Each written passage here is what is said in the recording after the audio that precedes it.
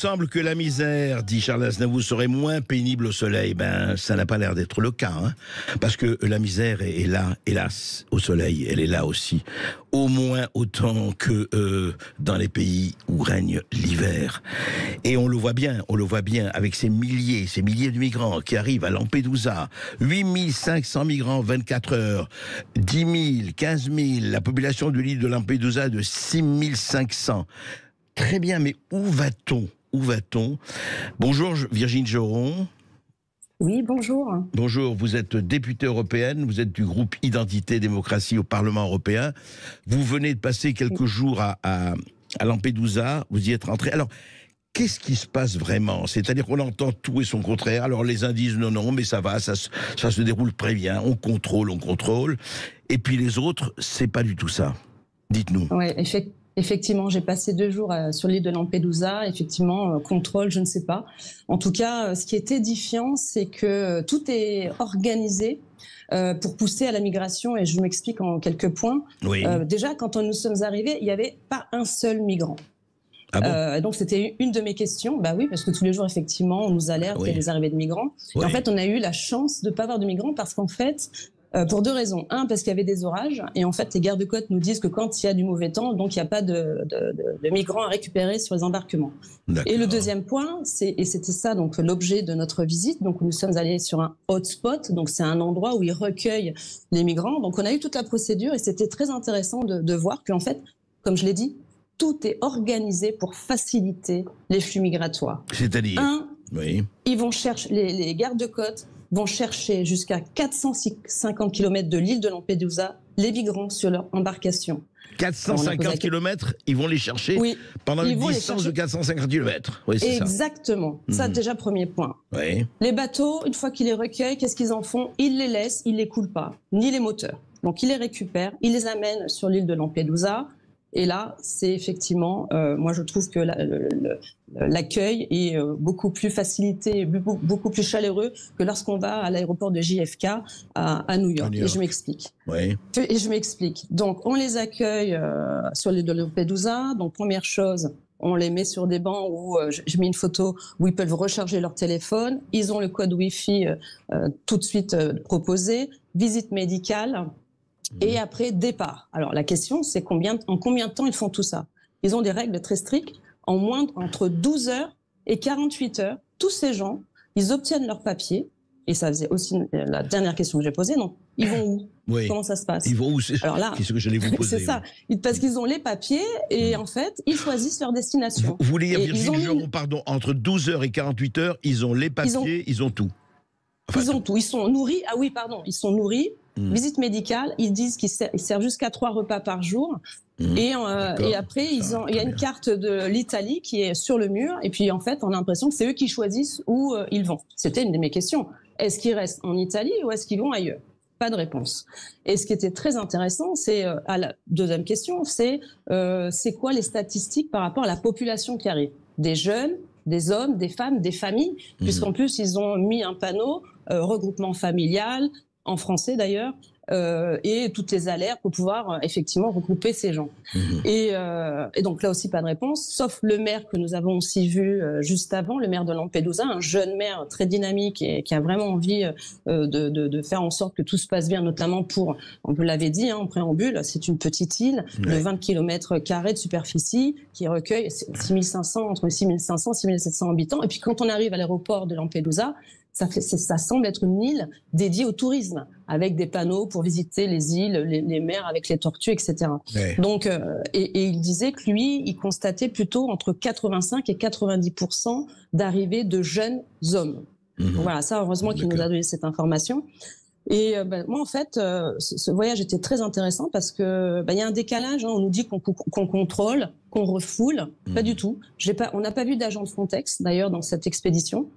Frontex, donc l'agence qui est censée protéger nos frontières extérieures. Donc, il n'avait pas du tout d'agent pour nous expliquer son rôle. Juste Virginie Geron, pardon. Si je comprends bien, vous n'avez pas vu un seul migrant pendant ces 48 heures? Non, parce que il y a un rythme de flux tellement intense, c'est ce qu'ils ont dit, qu'ils sont obligés de leur donner rapidement tous les papiers pour pouvoir les faire sortir. pour qu'ils partent et qu'ils laissent la place aux autres. Attention, pour qu'ils laissent la place aux autres.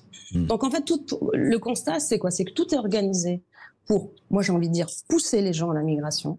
À aucun moment, il y a eu la notion de dissuasion, de protection et de défense de nos frontières. Et aussi, comme je l'ai dit tout à l'heure, ironiquement, quand on va à l'aéroport aux États-Unis, notamment JFK, vous devez montrer vos papiers, vous devez remplir un ESTA, vous devez montrer patte blanche. Là, en fait, à aucun moment, vous avez le sentiment de franchir une frontière, en fait, j'ai envie de dire. Au contraire, vous franchissez la mer pour obtenir mieux, effectivement, recharge de téléphone, accès à un médecin, des papiers qui sont, je vous le dis, transmis entre 12 et 48 heures. Et après, c'est la clé pour aller où ils veulent. C'est eux qui choisissent, en bateau, en avion. Donc, c'était vraiment pour moi très important de relater ce témoignage parce qu'il y a un décalage. On nous dit effectivement qu'il y a du contrôle, que tout est fait pour les dissuader, qu'on gère nos frontières. Eh bien, pas du tout. Et une autre des questions, c'était aux gardes-côtes qui étaient présents, c'est que, voilà, eux, leur rôle, ils le disent, c'est d'aller les chercher sur les embarcations. Et de les ramener. C'est ça. Et point barre. C'est tout. Pas de contrôle, pas de comment dire, de patrouille pour aller voir s'il n'y a pas des embarcations qu'il faudrait peut-être repousser.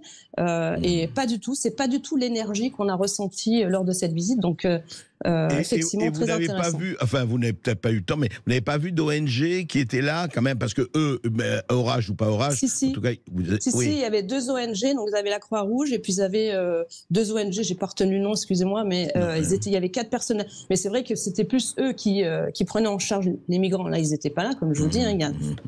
Pour eux, il faut déstocker, j'ai envie de dire, déstocker l'arrivée des migrants pour pouvoir laisser la place aux nouveaux. Donc des ONG qui sont là pour leur fournir 3 repas par jour. Je rappelle alors que... Oui, Virginie Joron-Just, est-ce qu'on vous a dit le nombre là, parce que quelques reporters qui sont allés là-bas nous ont dit en tout cas que la 90% des migrants, mais ça, c'est un chiffre, ils n'ont pas les statistiques complètes, viennent pour des raisons économiques beaucoup plus que de pays en guerre. Ça me paraît évident. Vous avez entendu ça?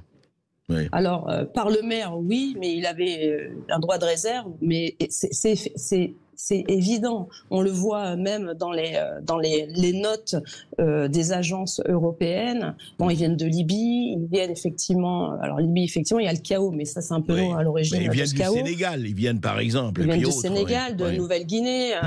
Mais c'est vrai que là, ils ne voulaient pas nous transmettre les données par rapport au pays d'origine, et notamment le genre, savoir si c'était des femmes, des mineurs, des enfants. Oui, ils ne voulaient pas vous transmettre ces informations, parce qu'ils les ont, ces informations. Et ils les ont, puisqu'ils sont obligés un petit peu de les enregistrer à un moment donné. Après, ce qui était édifiant, c'est qu'on leur donne des papiers et ils vont dans la nature. Et on le voit bien dans les chiffres. Ce matin, je les ai récupérés.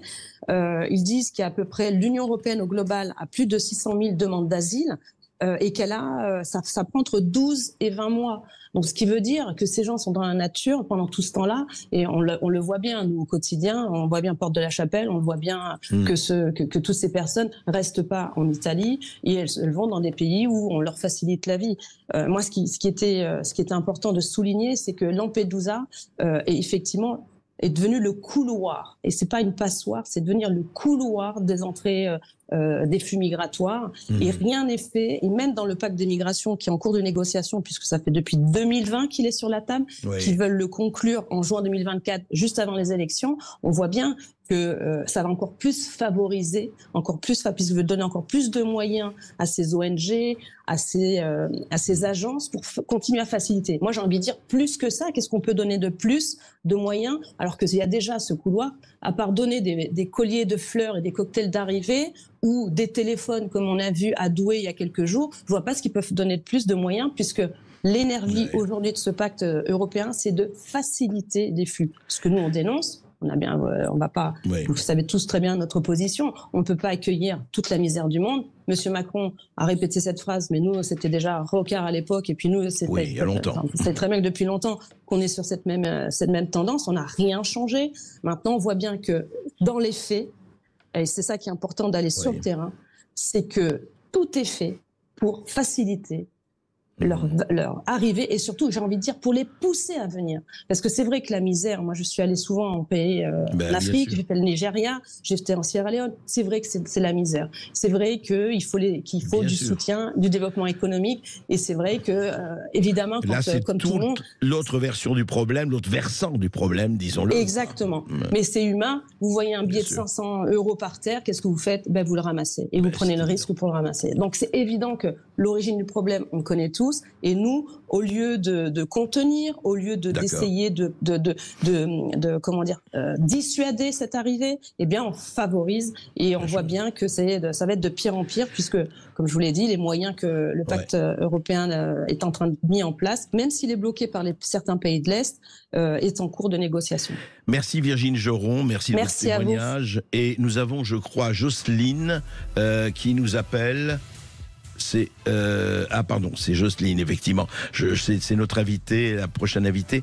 Virginie Joron, on va continuer à parler de tout cela. Là, on va parler avec Jocelyne Quesada de l'Algérie, parce qu'il y a des Français qui veulent justement pas du tout émigrer ou traverser la Méditerranée pour aller rendre hommage à leurs défunts, voilà, aux gens qui ont été enterrés en Algérie, à leurs parents et grands-parents. Et il semble qu'il y a quelques problèmes. On en parle tout de suite.